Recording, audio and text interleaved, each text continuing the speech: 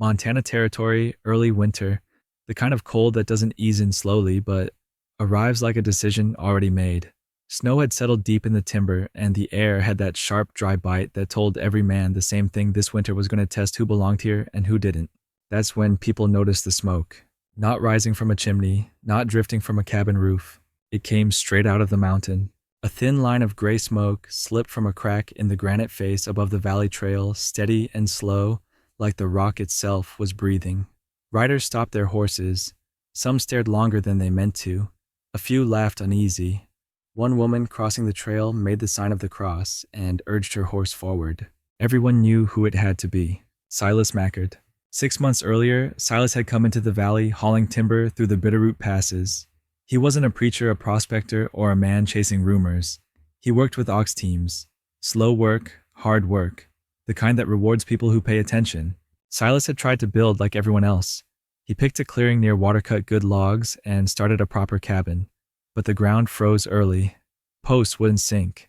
The wind found every gap.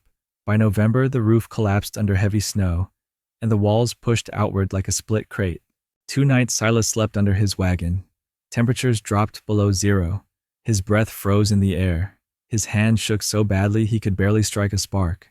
That's when he remembered something simple. Caves don't freeze. It wasn't a clever idea. It wasn't a plan. It was a man trying not to die. When Silas dragged his gear into that shallow cave in the rock face, he wasn't thinking about engineering. He was thinking about wind and how to get out of it. By morning, he noticed something that would change everything. The cold had stopped fighting him. Silas Mackard wasn't stubborn by choice. He was stubborn because the land forced him to be. In the mountains, mistakes don't come with explanations. They come with consequences. His first cabin failed for simple reasons. Not bad luck, not poor craftsmanship. The ground froze before he could set posts deep enough. Every log he stacked sat on uncertainty. The wind found its way through moss chinking, like it always does when temperatures swing hard.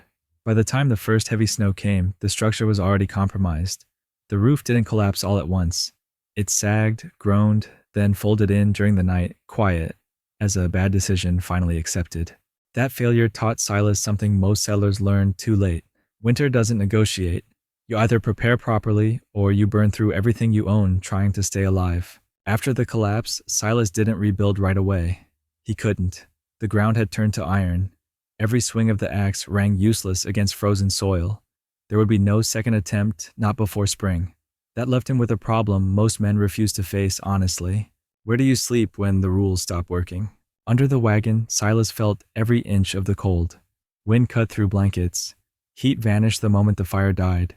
But when he moved inside the cave, even temporarily, the difference was immediate. No drafts, no wind. The temperature didn't plunge the second the flames faded. That mattered. By the third morning, Silas noticed the stone walls weren't wet. No dripping, no frost. Just solid, dry granite. Cold to the touch, yes, but steady, unchanging. The cave didn't care about the night air outside. It held its own temperature, slow and stubborn, like the mountain itself. Most men would have seen a shelter. Silas saw a system. If the mountain could block wind, resist temperature swings, and stay dry without effort, then maybe the smartest move wasn't building stronger walls. Maybe it was letting the mountain become the wall. That idea sounded wrong, even to him. But winter doesn't reward pride. It rewards results. And Silas was done losing to tradition. Silas didn't wake up one morning with a grand plan. What he had was a quiet realization that refused to leave him alone. The cave wasn't warm because of fire alone. It was warm because the wind couldn't touch it and the stone didn't react to the cold the way wood did. Log cabins heat fast. That's their weakness. They lose heat just as fast. Every crack leaks warmth. Every gust pulls it out. When the fire dies, the cold rushes back in like it was waiting its turn. Stone doesn't behave that way. Silas didn't have words for it, but he understood the pattern. The granite walls absorbed heat slowly. They didn't give it up all at once. Even hours after the fire burned low, the air stayed usable. Not comfortable yet, but survivable. So he made a decision that looked foolish from the outside. Instead of hauling logs to build another cabin, he hauled them to close the cave. He framed the entrance, setting logs carefully to seal gaps instead of stacking them for height. He built a small door barely wide enough to pass through. One small window. No wasted space. He wasn't trying to impress anyone. He was trying to stay alive. Next came the fire. Silas noticed a natural crack in the ceiling deeper inside the cave, running up through the stone. He stacked rocks beneath it and tested the draw. Smoke rose straight up, pulled by the mountain itself. No backdraft, no choking haze. The heat stayed where he needed it. Deeper inside, he cleared a narrow sleeping chamber. 8 feet back, granite on 3 sides, earth overhead, just enough room for a bed platform and straw bedding. He hung wool blankets to hold warmth and block drafts. To passers-by, it looked like a man sealing himself into a hole. To Silas, it was the first structure he'd built that didn't fight the land. The mountain wasn't moving. The temperature wasn't swinging wildly. The wind wasn't allowed inside. For the first time since winter started, Silas stopped reacting and started controlling the problem. He wasn't heating air anymore. He was heating mass, and mass, unlike pride, doesn't leak. Word spread fast in a small valley, faster than weather, faster than reason. By mid-December, everyone knew about the man living inside the mountain. They didn't call him Silas anymore. They called him the mole, the caveman, the one who gave up. When riders passed the trail below the granite face, they slowed their horses and stared at the log wall sealing the cave entrance. Smoke slipping out of bare rock didn't look right. It broke every rule they trusted. A cabin was supposed to stand proud and visible. Chimney high, roof pitched, walls squared. This looked like a mistake someone refused to admit. Some laughed openly. Others laughed because they were nervous. A few crossed themselves and rode on. Living inside stone felt too close to burial, too close to giving in. The loudest criticism came from Everett Calloway. Everett had built half the cabins in the basin. He knew timber. He knew joints, chinking roof pitch. He had helped Silas on the first failed cabin, and that made this worse. The cave wasn't just strange, it was an insult to everything Everett believed about proper building. "Stone weeps," Everett said, standing outside the cave one afternoon. "You'll wake up sick from damp air if you wake up at all. One shift, one tremor, and that mountain buries you." Silas didn't argue. He invited Everett inside. Everett refused. "A real man builds a cabin," he said. "Faces winter head on. This is hiding." Silas let it go. He had learned something hauling timber through mountain passes. You don't convince people by talking. You convince them by still being alive later. What bothered the others just as much was Silas's woodpile. It was small, embarrassingly small. While neighbors stacked cord after cord in preparation, Silas chopped a modest supply and stopped. That became another joke. They said he'd freeze by January, that he'd come begging once the cold really set in. Silas said nothing. He kept hauling wood, kept tending a low fire, kept the door shut tight. Winter was coming hard, and winter would decide who was right. Winter didn't arrive all at once. It waited. Then it struck hard enough to erase doubt. On January 12th, the temperature dropped 20 degrees in a single afternoon. By nightfall, it was already 15 below. By morning, it sank past 25, the kind of cold that turns spit into ice before it hits the ground, the kind that makes metal burn your skin and air hurt your lungs. And it stayed. For 3 straight weeks, the thermometer never climbed above 0. Most days hovered between -15 and -30. Wind came down the slopes in sudden bursts, ripping heat straight out of cabins that looked solid just months earlier. Woodpiles vanished fast. Families who thought they'd prepared enough realized they hadn't. Fires were fed day and night. Doors stayed shut. Windows iced over from the inside. Still, the cold crept in through every crack and joint. At the Henderson place, 2 miles from the cave, they burned a cord of wood every 4 days. The fire never went out. Inside, temperature hovered in the mid-30s. Frost climbed the interior walls. The children slept fully dressed, layered together under every blanket they owned. The story repeated across the basin. Cabins that seemed strong in autumn turned into traps by January. Heat rushed up through thin roofs. Wind pushed through poorly sealed logs. Men split wood until their hands cracked and bled, then split more. Everett Calloway's cabin performed better than most. He was a careful builder. Even so, it took 15 logs a day to hold 40 degrees inside. His wife heated stones in the fire and wrapped them in cloth to keep the children's beds from freezing. Every night, Everett rode past Silas's cave to check trap lines. And every night, he saw the same thing. A thin line of smoke drifting from bare rock. No roaring fire, no sparks, just a steady breath from the mountain. Silas didn't come down asking for help, didn't ask for extra wood, didn't complain. While the valley burned through its reserves, the man they'd laughed at stayed quiet, sealed inside stone, letting winter do its worst. And winter was about to force a reckoning. January 29th came with no relief.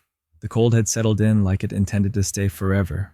That night, Everett Calloway stopped his horse below the granite face and didn't ride on. He stood there longer than he meant to, watching that thin line of smoke rise out of solid rock. It didn't surge. It didn't fade. It just held steady. That bothered him more than anything. Everett tied his horse and walked up to the cave entrance. He hesitated, then knocked. The door opened. Silas stood there in a wool shirt. No coat, no blanket pulled tight around his shoulders. His face wasn't flushed from heat or pale from cold. He looked normal. Everett blinked. "How warm is it in there?" Silas stepped aside. "Come see." The warmth hit Everett immediately. Not sharp, not stinging.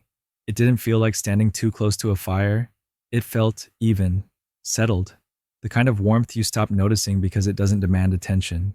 The main room was small. A low fire burned in a stone firebox. Tools hung neatly on the log wall. A table, a chair. Nothing extra. "How much wood are you burning?" Everett asked. 3 logs, 4 if it drops hard." Everett said nothing. He was burning 15 just to hold 40 degrees. Silas pulled back a wool blanket and led him deeper. The sleeping chamber was tight lit by a single candle.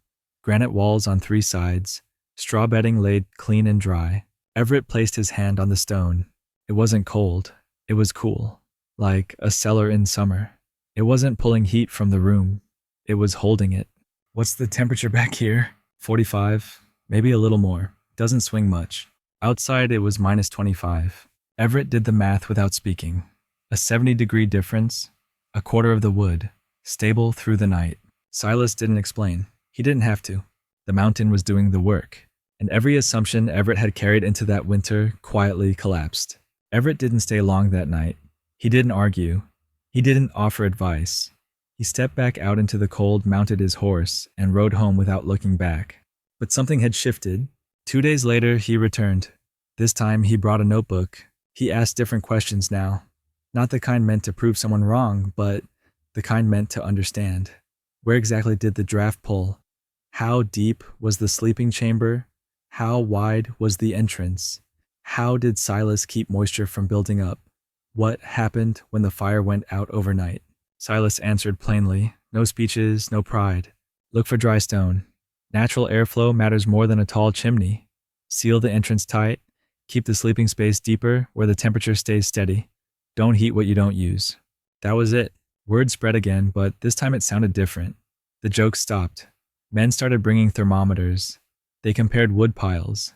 They counted logs burned per day. They wrote numbers in the margins of ledgers already worn thin by winter. The results were hard to ignore. The Henderson cabin, 12 logs a day, 33 degrees inside ice on the walls. Calloway's cabin, 15 logs a day, 40 degrees fire, fed constantly. Silas's cave, 4 logs a day, 45 degrees in the sleeping chamber stable through the night. Same winter, same valley, same wind. The math wasn't kind. It didn't care who'd built more cabins or who'd lived there longer. It didn't reward confidence or tradition. It rewarded efficiency. By early February, people stopped asking if Silas was crazy. They started asking if it was too late. Could a hillside be cut back? Was there rock near their property? Could a stone wall be added to an existing cabin? Would banking earth help? Silas didn't tell anyone to copy him exactly. He told them to look at what they had and use it better. By spring, no one remembered the laughter clearly, but they remembered the numbers. They remembered who burned through winter and who didn't. And in a place where survival came down to inches, degrees, and hours of daylight, that was the only reputation that mattered. Spring came late that year. Snow held in the shadows until April, and the ground stayed hard longer than anyone liked. By the time the melt finally started, the valley looked tired. Wood piles were gone, fences had been burned. Some families had survived winter by inches. What surprised people wasn't that Silas had made it through. It was how well he'd made it through. Once the immediate danger passed, questions turned practical. Not curious questions, urgent ones. The kind you ask when you know winter will be back and you don't want to repeat the same mistakes. How do you know a cave is dry? What if the stone sweats? How do you vent smoke without filling the space? Is it safe with children? Can you expand it later? Silas answered everyone the same way he'd answered Everett. Plain, direct, no theory. Test the walls. If they stay dry through temperature swings, they're stable. Look for natural drafts before you build anything. Never rely on one exit for smoke. Keep sleeping areas deeper than living space. Build small. Heat what you use. He didn't tell people to move underground. He told them to stop wasting heat. By the next winter, changes showed up across the basin. Some families cut into hillsides building dugouts with stone backs. Others banked earth against north-facing walls. A few framed shallow rock overhangs into shelter. None of them called it innovation. They called it common sense once they'd seen it work. Even Everett Calloway adapted. He didn't move into stone, but he added a rock heat wall to his cabin's north side and packed earth against the foundation. It wasn't perfect, but it cut his wood use nearly in half. No one named the method. There were no plans written down. No diagrams passed around. It spread the way frontier knowledge always did, through survival. By 1883, fewer cabins froze solid. Fewer children slept shivering. Fewer men split wood until their hands bled. Silas never claimed credit. He didn't need to. The land had taught the lesson. He had just been desperate enough to listen. Silas never tried to explain his shelter in scientific terms. He didn't need to. But what he built that winter matched principles people would later put names to. The mountain wasn't heating the space. It was stabilizing it. Stone changes temperature slowly. That's the part most people miss. Wood reacts fast. Air reacts instantly. Stone resists change. Once it absorbs warmth, it holds onto it. Once it cools, it does so gradually. That matters when outside temperatures swing 30 or 40 degrees in a day. Silas's sleeping chamber stayed warm because it wasn't exposed. Granite surrounded it on 3 sides. Earth capped it above. Wind never touched it. Drafts never formed. The air inside didn't cycle constantly in and out. That's the difference between burning fuel and wasting it. When Silas lit his fire during the day, heat soaked into the stone. At night, when the fire died down, the stone released that warmth back into the space. Slowly, evenly. No sharp drops. No sudden loss. The cave also started warmer than the outside world. Even in deep winter, the interior of the mountain stayed above freezing. Silas wasn't trying to raise the temperature from -20 to comfort. He was working from a baseline the land already provided. Modern builders would call it passive heating. Frontier men called it not freezing to death. There was another benefit no one expected. Moisture never built up. The cave stayed dry because airflow followed natural paths. Smoke rose through existing fissures instead of being forced against cold surfaces where condensation forms. Silas didn't invent geothermal systems or thermal batteries. He rediscovered them. Humans had used earth-sheltered homes for thousands of years. They worked because the ground doesn't care about weather the way exposed structures do. What made Silas's choice stand out wasn't intelligence. It was attention. He watched how heat behaved. He noticed where cold attacked hardest. He stopped assuming the old ways were always the best ways. The mountain wasn't sheltering him out of kindness. It was following physics. Silas simply stopped fighting that fact. And once the valley understood what was really happening inside that stone, the story stopped sounding strange. It started sounding obvious. By the mid-1880s, the story of the man in the mountain had spread beyond that valley. Not as legend, as reference. Settlers in nearby basins didn't repeat the jokes. They repeated the results. Hillside shelters appeared along river bends. Stoneback cabins replaced fully exposed log walls. Earth was piled higher against foundations. Roof lines dropped lower. Living spaces shrank. People stopped at trying to dominate winter and started trying to manage it. The idea never made it into manuals. No patent office recorded it. No blueprint survived. It passed hand to hand, winter to winter, through quiet observation. Then slowly it faded. Railroads came. Milled lumber arrived cheap and fast. Coal replaced firewood. Later, oil and electricity removed the need to think carefully about heat at all. Houses grew larger. Walls got thinner. Comfort came from fuel, not design. Something important went with it. Silas hadn't survived because he worked harder than everyone else. He survived because he paid attention to where heat was lost and where it could be kept. He understood that heating unused space was wasted effort. That exposure mattered more than thickness. That wind was the real enemy. Those lessons still apply. A modern home in Montana burns the energy equivalent of 50 to 80 logs a day in winter. Silas burned 4. That doesn't mean we should all live in caves. It means we've forgotten how efficient survival once was. The frontier didn't lack intelligence. It lacked margin for error. People who made bad assumptions paid for them immediately. People who noticed small advantages survived. Silas didn't see the mountain as an obstacle. He saw it as a resource already shaped by time. He didn't force it to become something else.